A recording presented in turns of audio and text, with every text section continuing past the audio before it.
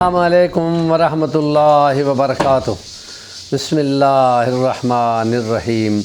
لن ینال اللہ لحومها ولا دماؤها ولکن ینالہ التقوی منکم کذالک سخرها لکم لتکبروا اللہ علی ما ہداکم وکذالک نجزی المحسنین۔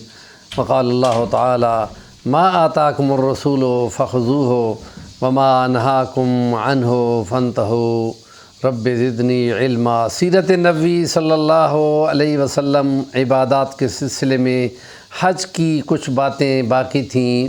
اس سلسلے میں ہم قربانی تک پہنچے تھے، اور قربانی میں صحابہ نے پوچھا تھا یا رسول اللہ ان جانوروں کی قربانی سے ہمیں کیا ملے گا؟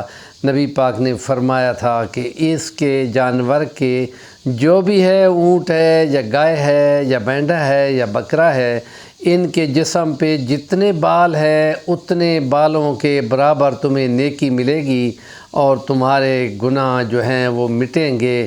اور یہ بہت بڑی ایک نیکی کی شوق دلا دی نبی پاک نے، اور ساتھ ہی فرما دیا کہ ان کا خون اور ان کا گوشت خدا کو نہیں پہنچتا، صرف تمہاری نیت پہنچتی ہے۔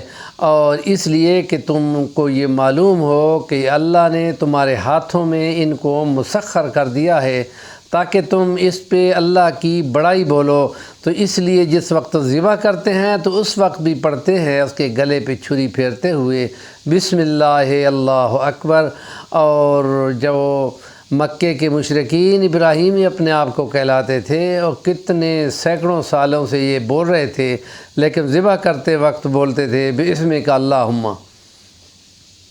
اور پھر تو اس لیے ایام تشریق میں، جن میں کہ وافر گوشت کو دھوپ میں سکانے کو تشریق کہتے ہیں، تو اس لیے ان دنوں میں پھر بولنا ہے ہر فرض نماز کے بعد واجب ہے ایک بار اونچی آواز کے ساتھ اللہ اکبر لا الہ الا اللہ اللہ اکبر وللہ الحمد۔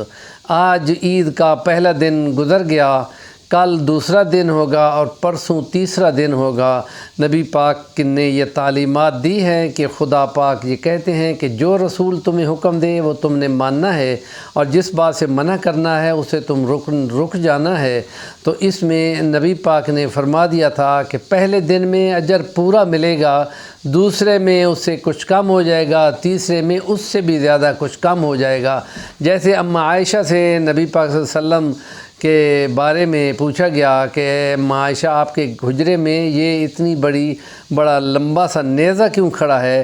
تو نبی پاک نے فرمایا تھا کہ اس کے ذریعے سے ہم چھپکلی کو مارتے ہیں، تو جس وقت چھپکلی کو پہلی ہی سٹرائک سے یا پہلی ہی ایک ضرب سے مار دیا جائے تو ان میں ثواب پورا ملتا ہے، چونکہ جاندار ہے، اور اس جاندار کے تڑپنے پہ خدا اجر کو کم کر دیتا ہے۔ تو اگر تمہیں دوسری دفعہ مارنا پڑے تو اجر اس کا آدھا رہ جائے گا، اور اگر تیسری بار مارنا پڑے اور وہ تب جا کے مرے تو پھر اس کا تیسرا حصہ ثواب رہ جائے گا۔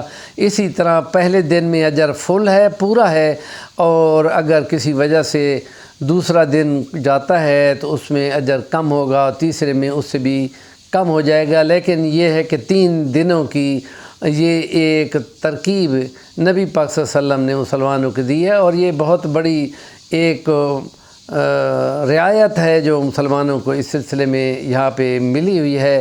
اور یہ تشریق کی تکبیرات جو ہیں وہ 9 سے شروع ہوئی تھیں، اور 13 کی عصر کی نماز تک رہنی ہے، اور چاہے اس میں کوئی فرد اپنے طور پہ نماز پڑھ رہا ہو یا جماعت کے ساتھ پڑھ رہا ہو، تو اس کو واجب سمجھ کر پڑھنا ہے اور اس پہ اجر کی امید رکھنا ہے۔